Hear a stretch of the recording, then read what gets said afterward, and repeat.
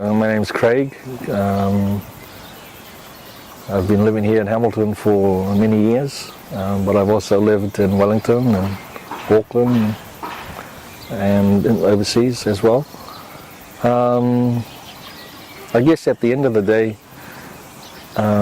education is about preparing oneself, and to be educated is to be prepared. And so, if I can say anything, it's in regards to my skill base or anything like that. It's broad enough to prepare me to actually have a bit of flexibility in terms of what I want to do and where I want to go.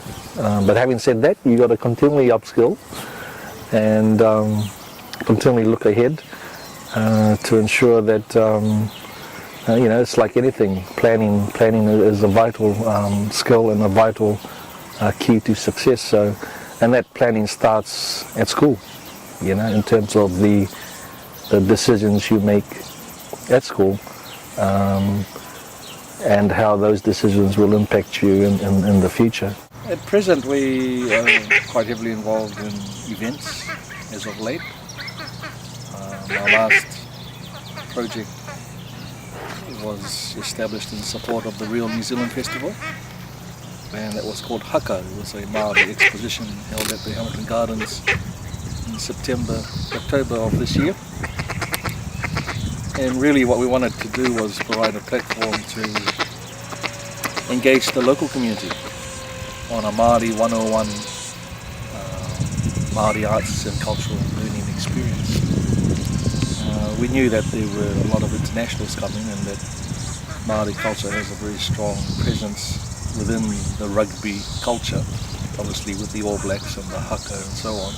And so there was a connection there, but at the same time, given our international experience, we realised that there are probably 4 million plus New Zealanders here that could also be interested or need the opportunity to actually learn a little bit more about Māori arts and culture. So that was a priority for us, providing that platform to engage both the local community and international visitors.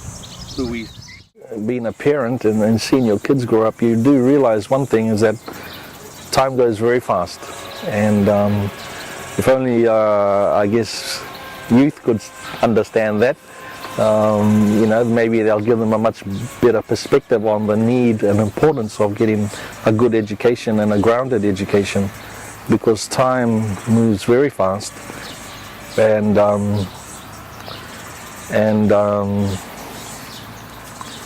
I guess, at the end of the day, a lot of our kids want to grow up too quickly. And I say, well, why do you want to do that? Enjoy your youth and enjoy your childhood while you have that chance. Because once you leave school and into the workforce or whatever, then this big thing called responsibility rears its head.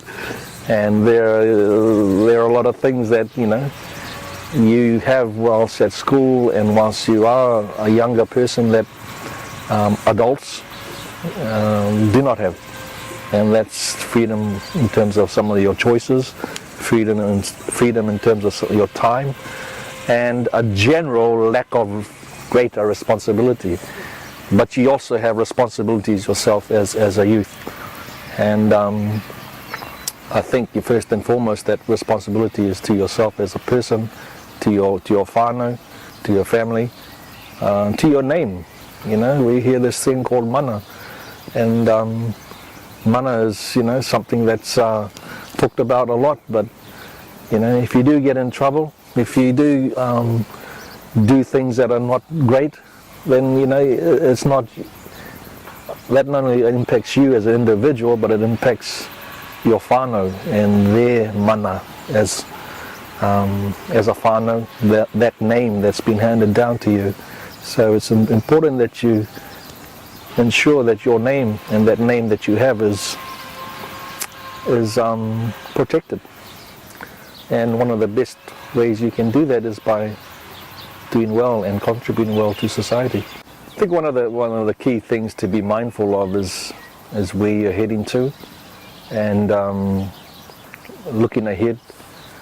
And as with anything, there's a path that you need to establish for yourself, for your whānau, for your wider community. And it's important that you have that perspective of where you're heading to. You may fall off that path or diverge off the path every now and then for various reasons, but it's always important that you do continually look ahead, and if you do fall off the path, that you work towards getting back on the right track, getting back on the waka, I guess you could say, so that you keep heading in that positive direction. And there are numerous examples and role models out there in the community of people who have experienced particular challenges and hurdles, but have maintained a positive focus and have managed to do quite well and be successful despite the circumstances that they've inherited or encountered or have found themselves in. So maintaining a positive attitude and focus and putting in the hard yards, I would say are quite important values to have. Went to school in Wellington, and at the beginning of my 5th form we were transferred, my father was transferred over to the islands, Western Samoa at the time. And I thought, oh, this will be sweet, everything will be cruisy, and my first class in starting that new school was actually maths, and I didn't know a thing, and in that first term I failed every single test and exam, and that came to me as quite a shock, because here I thought, oh well, going to the islands things will be pretty cruisy, and I was doing reasonably well, I guess, in New Zealand. So it basically came back to, at that school the benchmark wasn't very high, but moving from that school to another school where the benchmark was a little bit higher, well, much higher actually, because the discipline was much higher as well, where I quickly realized that really I wasn't learning much at all in the school prior. And that was quite a shock, really, particularly coming from a so-called first world country and going to a third world country, and then turning up into a lower 5 level class with all the rugby players and then failing everything, a complete shock to me, but a wake-up call. And I guess one of the disappointing things was that having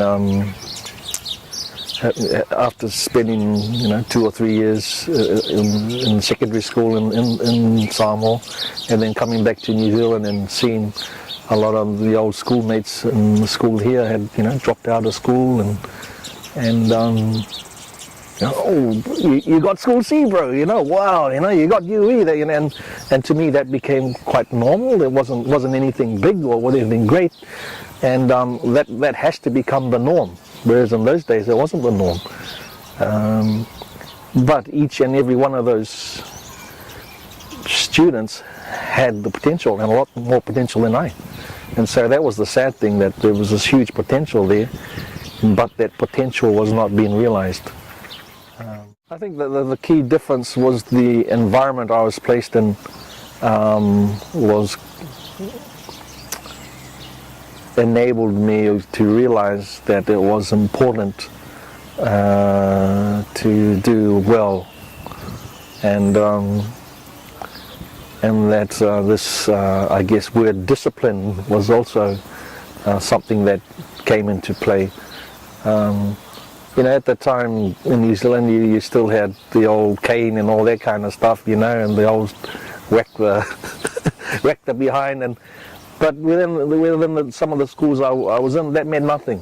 In fact, getting the cane or the belt was a badge of honor more than anything else. So it completely defeated the purpose of the punishment. Whereas in other countries where they still had that, you had a different value system based around respect, and you knew that if you got out of line, that it was the punishment, or the I guess the awareness was much broader. You know, it wasn't as an individual getting the cane, and that didn't really mean anything. The ramifications of your actions were actually much broader than yourself as an individual, and I think that was an important point and an important learning. The biggest difficulty was basically finding the time and the discipline to actually study, because there are distractions, you know, and at the end of the day, you know, certain subjects may be boring to you, but it's important that you actually develop the capacity and the ability to study and to learn. So, you know, I often say to my kids that,